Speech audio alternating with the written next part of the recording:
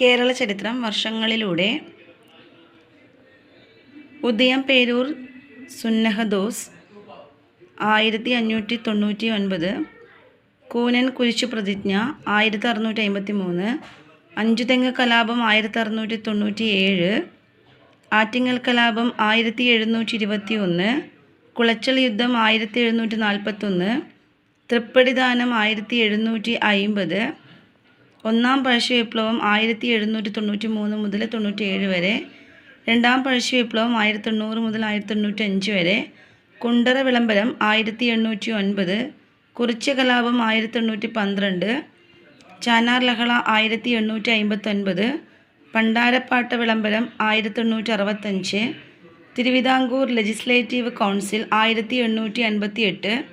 Malayali memorial 1891, എതിർ memorial 1891, Ezhava memorial 1896, Sreemoolam Praja Sabha 1904, തളിക്ഷേത്ര പ്രക്ഷോഭം 1917, പൗര സമത്വവാദ പ്രക്ഷോഭം 1919, ഗാന്ധിജിയുടെ ആദ്യ കേരള ദർശനം 1920, മലബാർ കലാപം, വാഗൺ ട്രാജഡി, ഒന്നാം കേരള സംസ്ഥാന രാഷ്ട്രീയ സമ്മേളനം 1921, വൈക്കം സത്യാഗ്രഹം, സവർണജാഥ 1924, ഗാന്ധിജിയുടെ രണ്ടാം കേരള സന്ദർശനം 1925, ശുചീന്ദ്രം സത്യാഗ്രഹം 1926, ഗാന്ധിജിയുടെ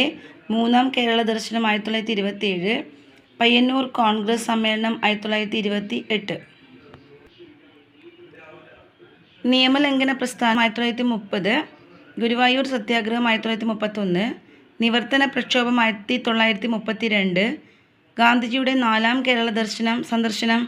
1934, ക്ഷേത്രപ്രവേശന വിളംബരം, വൈദ്യുതി പ്രക്ഷോഭം 1936, ഗാന്ധിജിയുടെ ഒടുവിലത്തെ കേരള സന്ദർശനം 1937,